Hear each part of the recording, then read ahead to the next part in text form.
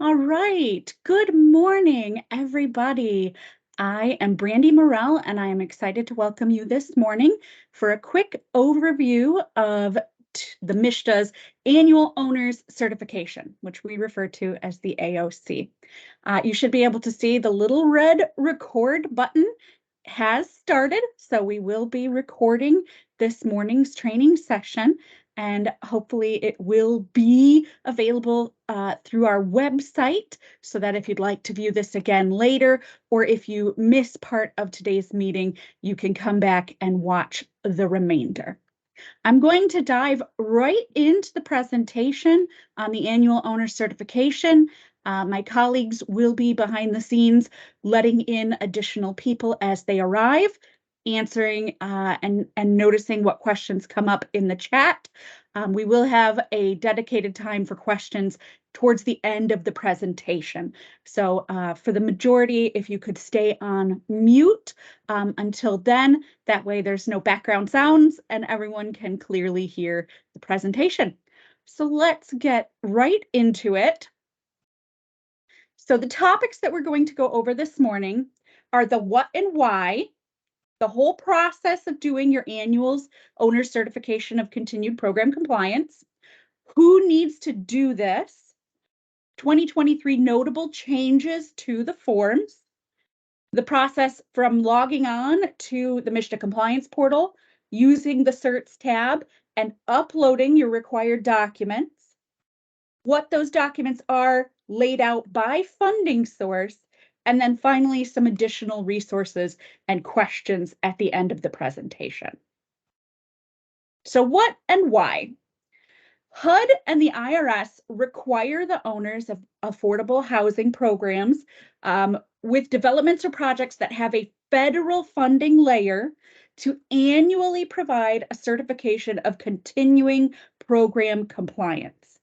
So you have to state in writing for these programs at least once a year that you have continued to meet the program compliance requirements. Here at MSHDA, we require those by March 1st of the year after they finish. So part of the AOC process that gets a little confusing is it's for last year. The time period is January 1st, 22 through December 31st, 2022.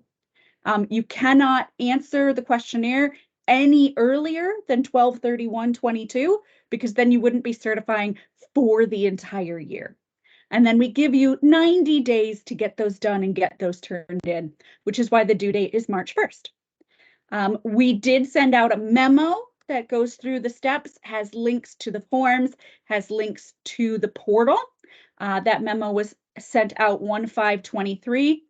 And then fun fact, you're going to hear your compliance officer refer to this as the AOC or the CERT. So annual owner cert or certs is what you're frequently going to hear us calling it or referring to it as in our emails to you. The process. The AOC process consists of submitting some forms. They are unique forms to each funding source within a development or property, and they have to come to us through our compliance portal. This is the OPIC CARS certs portal, not COL. This is also another area of major confusion because there is a spot in COL that says you need to turn in your annual cert. We do not use COL for that submission process. So it is done through the same portal that you do your physical inspection responses and your tenant file audit responses. It has to be completed and signed on or after 12/31 of the reporting year. We're in February now, so anyone who is still looking to complete theirs is not going to have a problem with having an appropriate signature date. But that is something to note. If you were to sign it 12/30 of the prior year, that would not be accepted or closed out because then you are not certifying to an entire year. The year isn't finished. So an example, the AOC due date is March 1st, requiring that 22 cert with a reporting date of January 1 through December 31. So all of your owner and manager contacts that are listed with MSHDA have access to submit this AOC in the compliance portal. If you need someone other than those contacts to be able to submit the AOC, a system access form can be completed and submitted to MSHDA. So whomever you have listed with us as the ownership contact and the manager contact, those are the individuals who can upload the certs in OPIC CARS certs. Other users who might just have access to COL or might just have access to OPIC may not have a high enough level of access to get this form uploaded.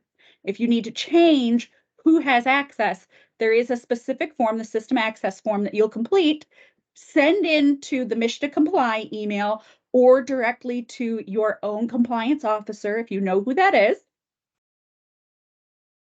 I have a question coming about whether or not people can hear me. Can everybody hear me? If you can raise your hand or anything like that. I see that Kathleen can hear me. I see a bunch of hands going up. So most individuals are able to hear me. Okay. Not very well. I'm not sure, Annette, if that is a connection issue or your system, but it looks like most people can hear me. Okay, I am going to continue. David, I think one of the other team members will work with you on making sure your sound is working appropriately. But I'm gonna keep marching on. Thank you, everybody. You can put those digital hands down if you would like to. Where we left off was that system access form. If there are changes in who is the main management contact for your company, who is the ownership contact, those are a great idea to stay on top of. That form, you send this system access form in. If you need to add someone other than those two individuals, there's the ownership and management change forms that can be sent in if those people that should be listed for the ownership and management contact change. If you have questions about which form is appropriate, always you can ask your compliance officer. All right. So who? We've talked about what and why, the general process, and who. Which funding sources must complete the annual owner's cert? Obviously, and most well-known is tax credit, LIHTC. So if you have tax credit layering on your property, 1602 and or TCAP financed developments will need to complete an annual owner's certification. If you have home or NSP finance developments, those will need to complete an annual owner certification. Housing trust fund funding.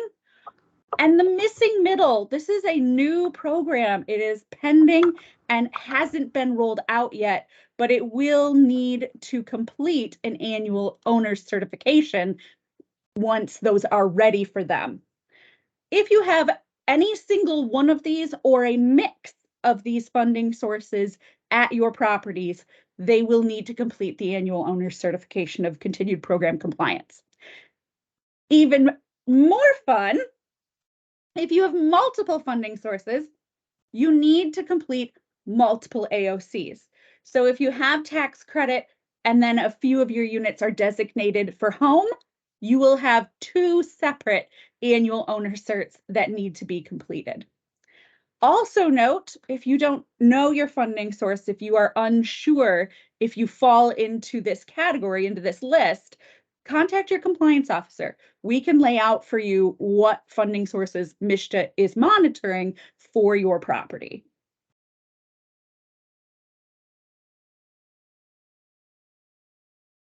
All right, 2023 notable changes. The revision date on the most recent version of the annual owner's certification is 1/2023. There have been some changes made to the form, and it is great if you are able to use that most up-to-date form.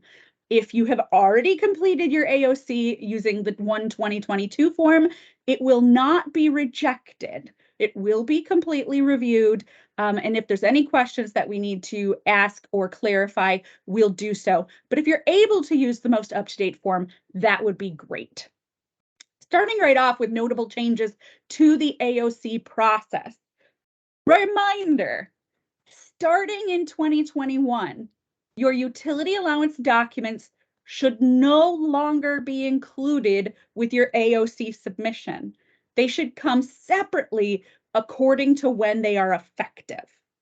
So you do still have the requirement, if you're in any of these programs, to submit utility allowance documentation, but it is no longer scanned together, uploaded together at the same time with the AOC.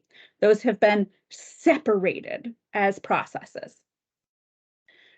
The resident fees form is a form that is needed for all funding sources.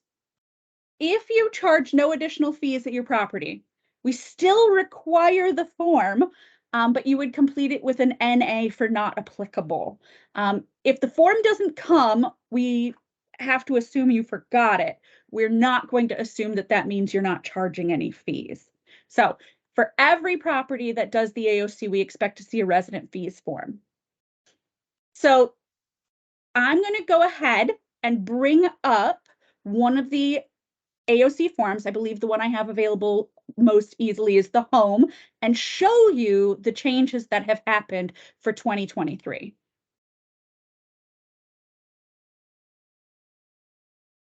Should have had it open to start with, but I didn't. So again, this is the annual owner certification of continuing program compliance. This is the version that would be used for properties that have home, NSP, or HTF. And we pre-filled in that this is the certification period it is being completed for. The major changes that were made for 2023 was to increase the size and visibility of this opening statement. The undersigned blank on behalf of blank, the owner, hereby certifies that. This is the necessary bit of legalese that makes all of your answers to the following questions valid. If you leave both of the blanks blank, then it does not matter that you have answered the questions. You're not certifying, nobody, blanks, are certifying to the answers to those questions. So your AOC will come back if those fields are not filled out. Scrolling down. Now this is a different question number on the different forms, but it's the same question. For the properties that have required supportive housing services. So these might be special needs units or homeless units. But for that question, when you answer yes, your property does have those, we have added number of units. So you do need to answer, if it is yes, how many units are you holding as having these supportive housing services? So if you have 5, you'll put 5. If you have 11, you'll put 11. A pretty simple addition to the form, but this will help us clarify the number that you had in 2022 versus the number that we have reported as being necessary on your regulatory agreement. So those are the two major changes. That opening statement, the certification, who is certifying to this compliance, and the supportive housing services special need units. How many units do you have? So not a ton of changes, but some pretty important ones to try to help make it more obvious what needs to be done and to give us a more complete answer about your supportive housing units. Getting back into the webinar proper, the other thing to just note is that 2022 is over. 2021 was also nice when it was over, and I think we're all happy to be moving into 2023.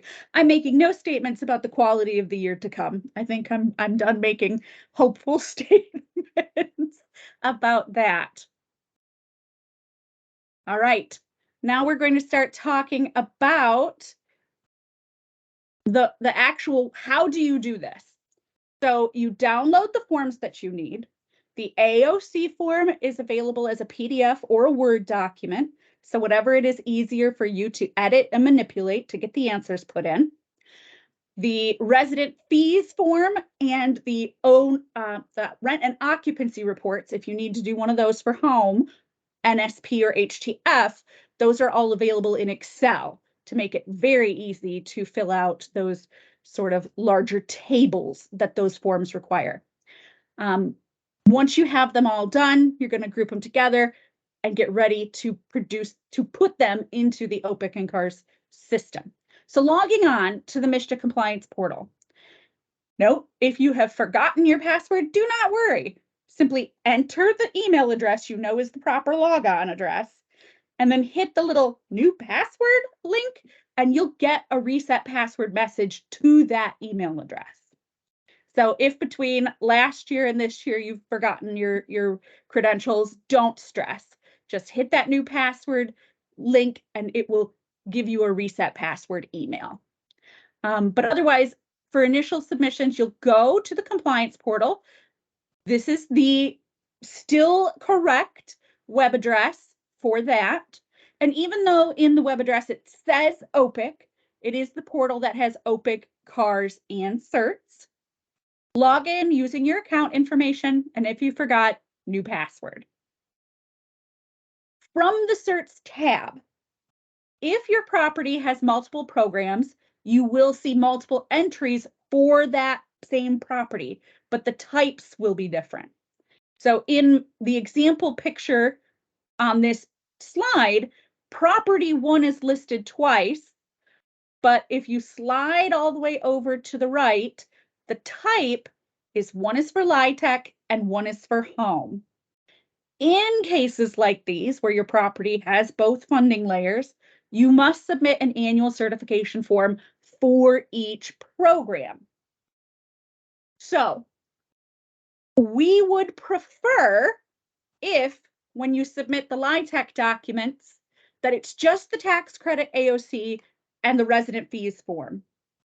And when you submit the home documents, that it's just your home AOC, the resident fees form, and the rent and occupancy report.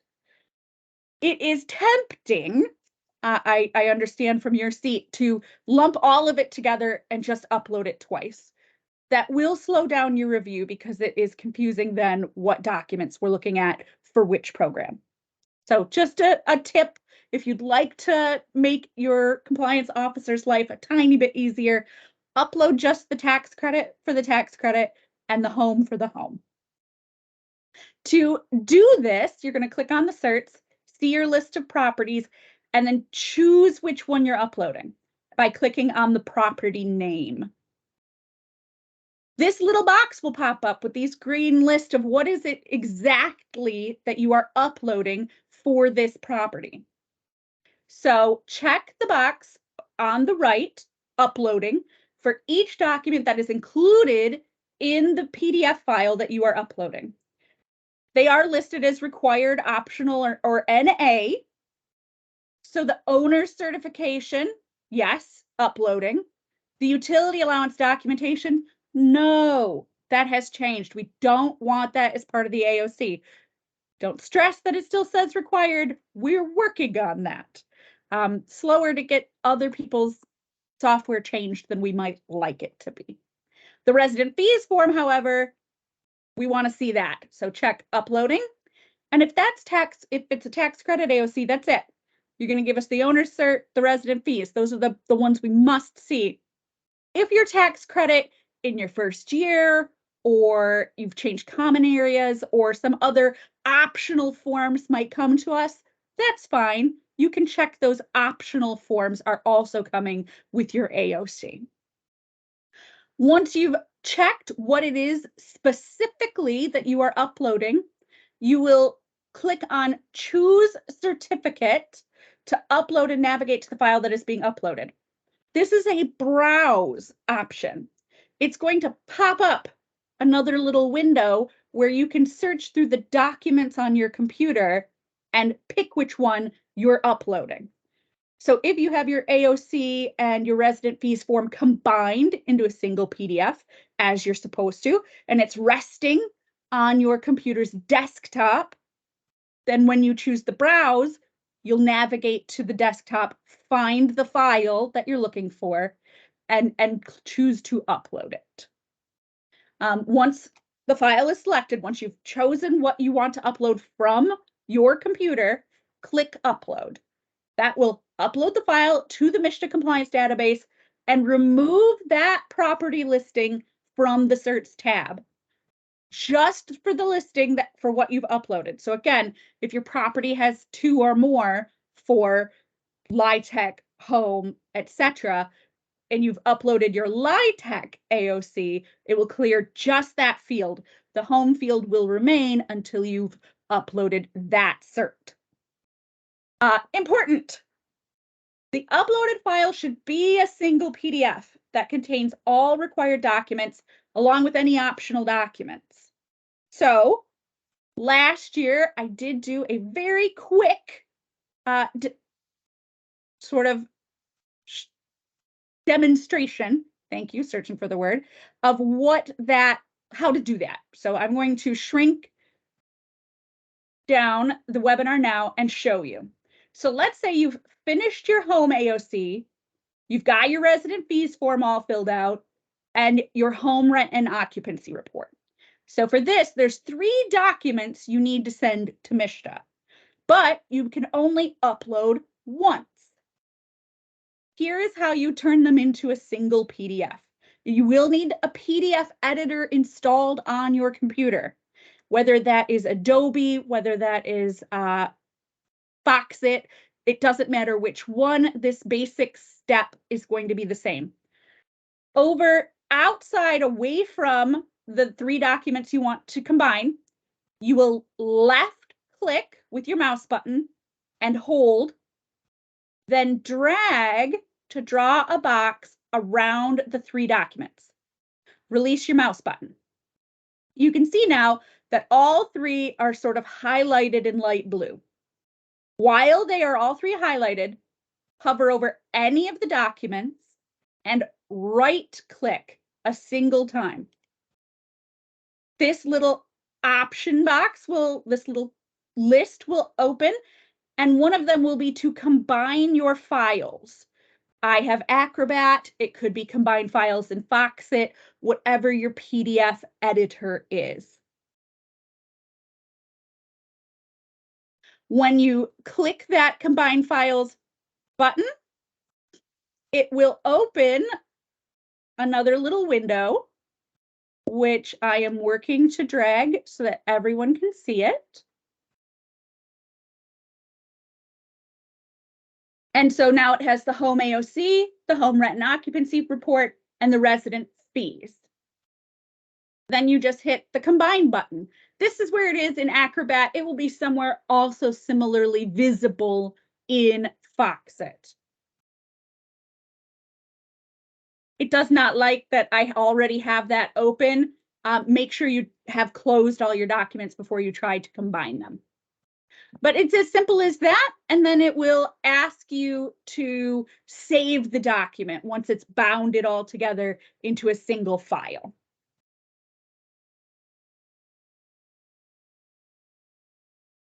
It's working very hard to make that happen. So it's going to continue to pop up until it has finished.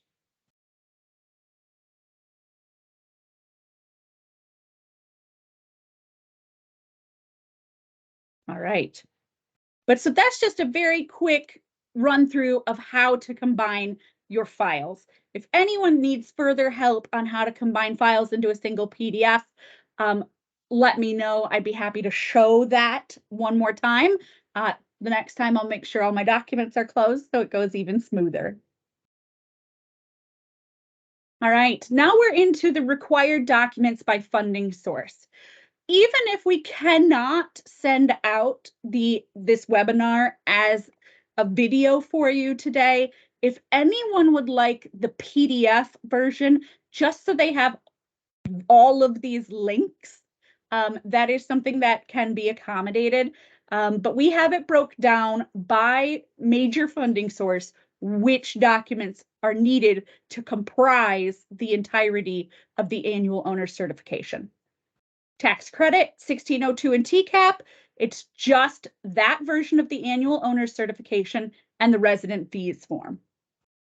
For home, NSP, or HTF, it is that different version of the home, NSP, and HTF form, the resident fees form, and the program specific rent and occupancy report. Do be aware if you have NSP or HTF and you use the home one, you could see your AOC kicked back. Your compliance officer will send it back and say that the wrong rent and occupancy report was utilized. Please use the one that matches your program. So it's very important. There's 3 forms that need to come for these funding sources. And that third form, the rent and occupancy report, is specific depending on which program you have on your property. The optional forms, if you've changed or had any updates in 2022 to your common area unit designation, if you need to send in a first year credit statement, if you're very, very new and need to send in your list of unit numbers, if there's been a change to the ownership, management, or that system contact form, or if you just need to let us know the ownership entity information again for a very new deal. So those are some of the optional forms. Most of your AOCs are not going to include these, but they could be utilized in certain circumstances. The list of resources, there is an AOC manual. There is a policy document that you can go through step by step in a written format that explains the process in much greater detail than we're covering in an update webinar like this morning. The 2015 Home Compliance Manual and the 2013 LIHTC Compliance Manuals. Links to both of those major policy and program requirement documents for our major funding sources. A link to all of those AOC forms that I had on the slide above. And then a link, our online systems page, which is AOCs, COLs, OPIC CARs, and additional documents and resources for those. You have my email address and James Espinoza's email address if you'd like to reach out to either of us, or as always, you should feel free to be able to contact your assigned compliance officer for your properties. All right. So I do want to say thank you to everyone who has attended, and I am going to open it up now. If you'd like, I'm going to check. Verbally ask a question. We are now at that moment.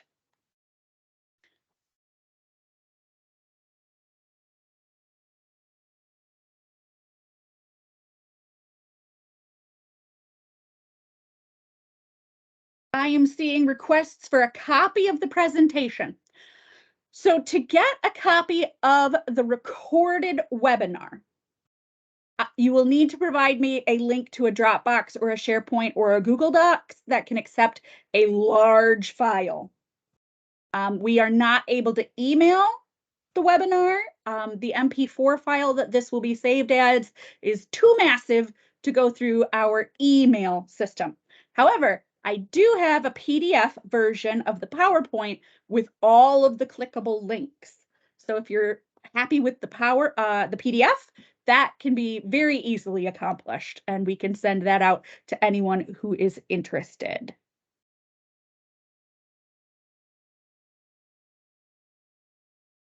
Rebecca, I see your request and your email. That is a great way to ask for it, and I will make sure you get a copy of the PDF. It looks like Cassie is assisting someone else with some questions. All right. I see back a little further in the chat, Kimberly, yes, I will make sure that you get a copy of the PDF as well.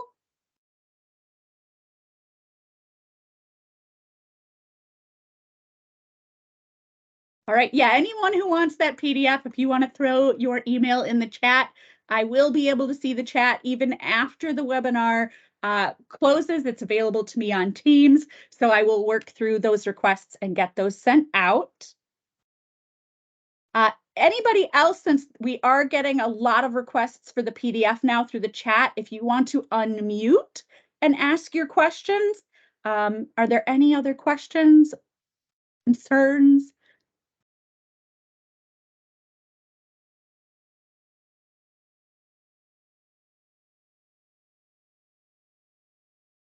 All right. I'm not catching any other questions at the moment, so I am going to go ahead and wrap this up for your morning. I really appreciate everybody who came on today to watch this with us and to participate. I really appreciate everyone being here, and I hope you have a wonderful rest of your morning. Thanks, everybody. Good job, Brandy. Thank you. Thanks, Brandy.